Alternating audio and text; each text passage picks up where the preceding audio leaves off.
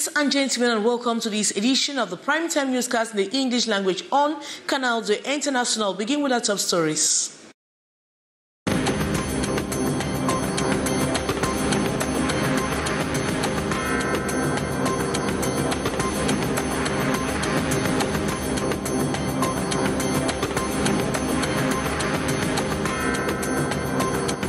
Mark Breeze is the new coach of the Indomitable Lions of Cameroon. The 61-year-old Belgian was announced last night, April 2, alongside his assistants and other members of the technical bench of the minister by the Minister of Sports and Physical Education.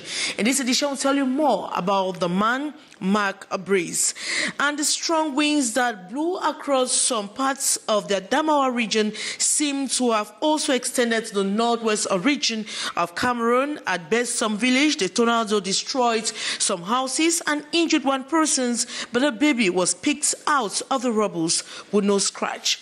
And there is a developing embargo over this construction of markets in Bamenda. The tussle has been brought to limelight after the February 22 fire disaster. Those are major stories. Details right ahead. Canal International.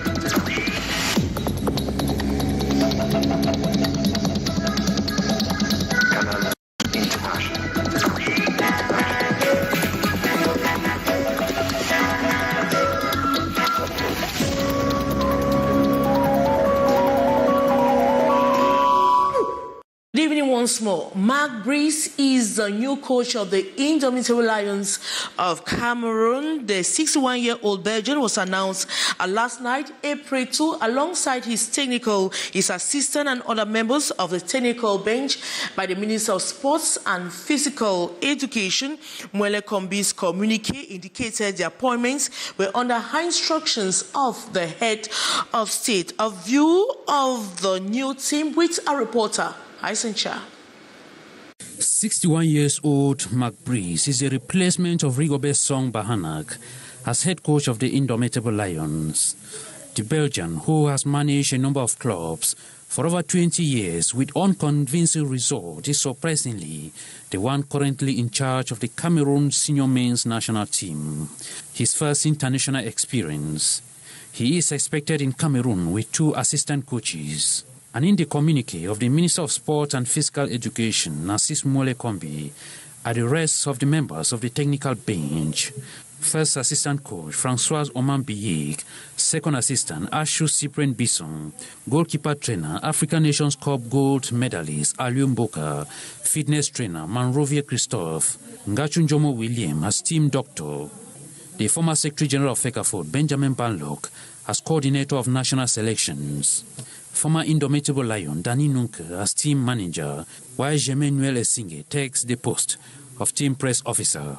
And minutes after the publication of the list, the Cameroon Football Federation, through the communication department, took to their official Facebook page to express surprise over the decision. The Football House underlines the violation of the 2014 law by disassociating FECAFOOT from the coach selection process.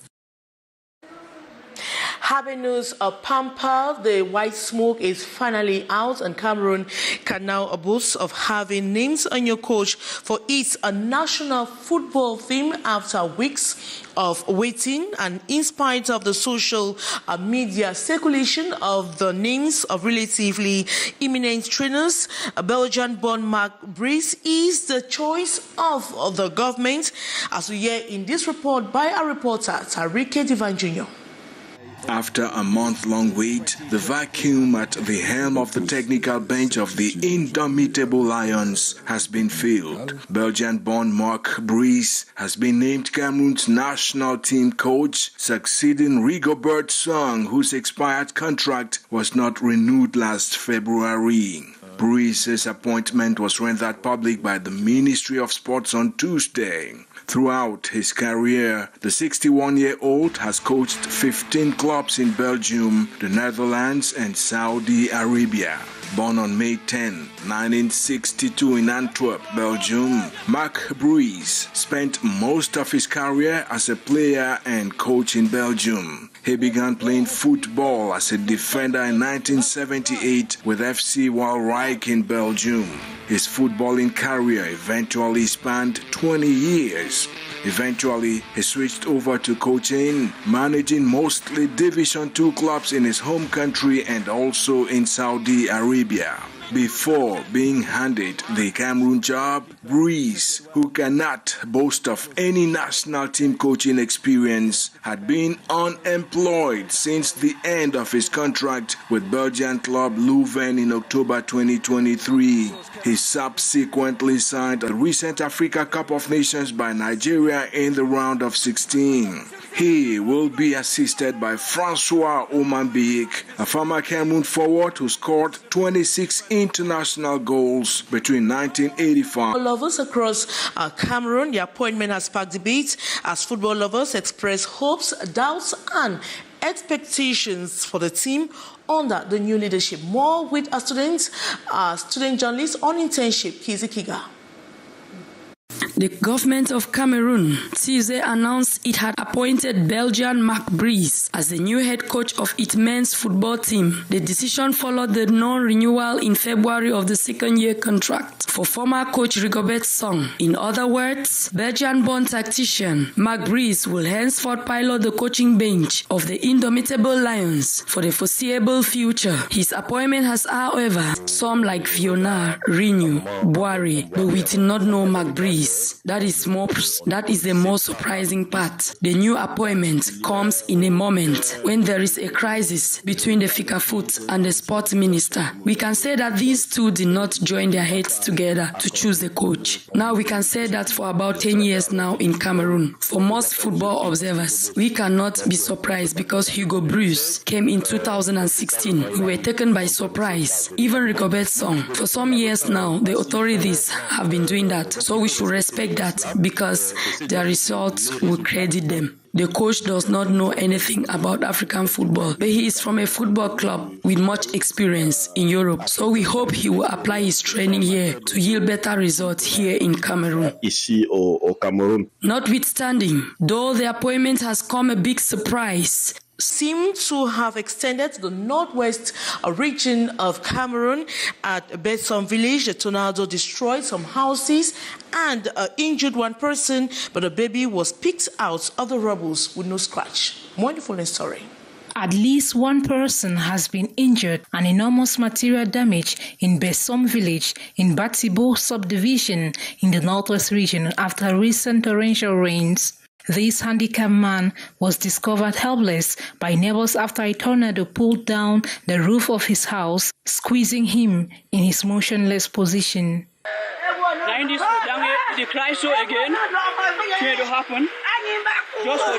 Meanwhile, in another house, which had also lost its roof to the same natural phenomenon, a baby narrowly escaped death as several blocks from the top of the building rained on the bed where it was asleep without anything hurting him. It don't go down so. If you see this picking of the whole arm, this thing happened to the picking on top bed. This small picking there for bed is sleep. Besides the personal and household belongings destroyed, some food crops were also swept by the wild winds, according to amateur images from that part of Momo Division. And the risks are developing embargo over the constructions of markets in Bamenda, northwest region of Cameroon. The tussle has been brought to the limelight after the February 22nd fire disaster, whereas the city mayor wants to rebuild the market for 6.3 billion franc CFA. An entrepreneur is dragging him to the administrative court for ignoring earlier bids to tender. More on the story with our reporter Gladys Ambo Dibang and Collins Anyi. The recent fire incident at the Bamenda Main Market is digging up old files on previous plans to build 3 modern markets in Bamenda, but still lying in drawers since 2014. Addressing a press conference in Bamenda Tuesday, April 2nd, one of the bidders displayed documents attesting that he won the first part of the open tender, scoring 75.5%. He said he never saw the letter, that he never saw this letter that was written, that he never saw the letter. So now what he's saying is that, all right, fine, just write me another letter, just so the commission can convene and continue its work. But now what is sufficing is, oh fine, they went back to a vote. He went back, convened his councillors, or he said his council what, and they voted again on the market new market issue, and gave him to go ahead to build new markets.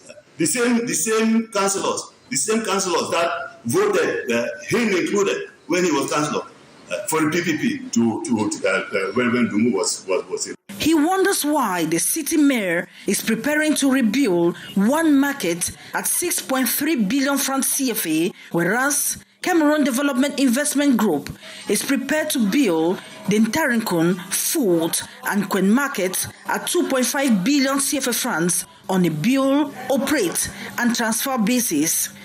Even the matter of lawsuit was just there to pressure him to bring in the commission to do their work, you know. Yeah. So what we are demanding is let him write a letter to the commission. I mean, just like Mr. Shea from Musa has said, just like Mr. Wanding, the secretary, has said, the president of the commission and the secretary. The entrepreneur is threatening to drag the Bamenda City Mayor to court if he fails to cause the president of the special commission set up by the Prime Minister to sit and continue the contract award process of the public-private partnership project, because he has already incurred huge expenses for the long years he has been waiting. Residents of Sang-Milima in Cameroon's south region awoke to a sober scene this Wednesday, April 3, 2024, as a lifeless body of a man in his 30s was discovered floating in the municipal lake. Authorities alerted by locals swiftly responded as firefighting officials and forensic experts quickly converged to the site. More on the story with our reporter, Saleh Sharifa. The macabre discovery at the Sang-Milima Municipal Lake has sent shockwaves through the community. The body of a man, believed to be in his 30s, was found early this Wednesday, April 3, 2024. Initial speculation suggests drowning, possibly due to recent heavy rains causing water levels to rise. However, the presence of scattered clothing items along the lake's edge raises questions. Authorities alerted by locals swiftly responded, with firefighters, administrative officials, and forensic experts converging on the site. The identity of the deceased remains unknown. When we got here, I thought the dresses belonged to someone who came to steal fish, because there were some belongings in the dresses, like keys. Before we approached and discovered a lifeless body. An investigation has been launched to unravel the circumstances surrounding the man's death, described as perplexing by authorities. I received a call this morning, and when I rushed here, I found the body floating on the lake. The body has not been identified, but we are hoping on the investigations to yield so we know what caused the incident. Authorities have confirmed that hygiene and sanitation services from the City Council retrieved the remains and transferred them to the district hospital's morgue. Amidst heightened caution, residents have been urged to exercise vigilance during this period of rising water levels. A young supposed murderer has been nabbed. The guy last March he slaughtered a lady at the Kwabang neighborhood in Yaoundé, dumping her body alongside that of her 16-year-old daughter into a well. Gendarme investigations carried them to the East region at the locality of Minanduru, where he was arrested and brought back to Yaoundé. More on that report with a reporter, Beatrice Ngamo. The two-episode film started the young guy threw his sweet proposal of employment abroad to his neighbor, Gladys Mogwem. Taking off her feet, she told him to meet her the next day. The guy came to her home March 8 with the details. She made her choice from the proposals. After, he said if she's ready, they can go and meet his senior, not far from them at Nkwabang. After the rain, at around 10 p.m., they left. I was sleeping. The eyes of the supposed murderer, in the course of discussion, has spotted objects of interest. His plan was to lure the victim to the crime area, a construction site, and finish with her. When we came, the objective was to collect the things in the house, but she told me she had sold the bulk of her belongings. After killing the mother, he still had the courage to return to the house, convincing her 16-year-old daughter that the mother wants to talk with her as she's about to travel. We arrived at a construction site. After he told me to excuse him for what he's about to do, tore my clothes, cut a rope, tied my hands, tried to strangle me. I don't know whether I was alive or dead. She was thrown into a well where her slaughtered mother has been residing before her. Gaining consciousness in the morning, her cry for help from the pit alerted passers-by. Unfortunately, her mother was already dead. After the devilish act, the presumed butcher left Yaoundé for the East region, where investigations led the National Gendarmerie. They took refuge at Minduru, and a joint operation with the Minduru Brigade ended in his arrest. Now in gendarme custody at the Nkwabang neighborhood in Yaoundé, he is to face the law accordingly. We embarked on a journey through Douala's bustling streets, where roadworks have become an integral part of our daily life, causing frustration and delays for our residents. Residents have gone as far as assuming the role of amateur civil engineers, offering suggestions and proposals to project managers. More in the following story. Traders added to the market in Yaoundé have encroached on the road, passing in front of the market. Bikes like car tried their luck only at night when the traders have left. The pavement not left out. Individuals have transformed any available space. Douala, Cameroon's economic powerhouse, is undergoing a transformative period, and its roots looks like an open-air construction site. Amidst this urban metamorphosis, residents are facing a myriad of challenges, from traffic gridlocks to frustrating delays, making navigating the city's thoroughfares a daunting task. It's really complicated. There is a lot of traffic. Here in the morning, it's difficult to circulate. When the road is blocked, construction works. It does not only create traffic, it affects everyone. It's the whole of Douala that is blocked. We would have to suffer. Sometimes we have to trek. That's a price to pay. And then after that, all will be fine. Once smooth roads are now dotted with barriers and detours, compelling drivers and pedestrians to seek alternative routes. Despite the inconvenience, many residents begrudgingly accept the necessity of these construction projects. The impacts of the ongoing road networks reverberates across Douala, from the bustling Dokote intersection to the vibrant Bonamusadi neighborhood. Business owners are feeling the economic strain, with revenue losses mounting due to decrease in foot traffic and inaccessibility issues. This affects the tariff. It could increase as well as decrease. In response to these chaos, residents have assumed the role of amateur civil engineers, offering suggestions and proposals to project managers in a bid to alleviate disruptions. It's good if such construction works could take place at night. They would have created or previewed secondary paths in neighborhoods before blocking the roads completely. Despite the challenges, optimism prevails among many residents who believe these construction efforts will ultimately lead to improved infrastructure and a more efficient transportation network for Douala. And that's how we saw it on this edition of the Primetime News in the English language on Canal International. And coming up next is The Brief with Lil Pichu. As for me, I will be back same time tomorrow. Good night.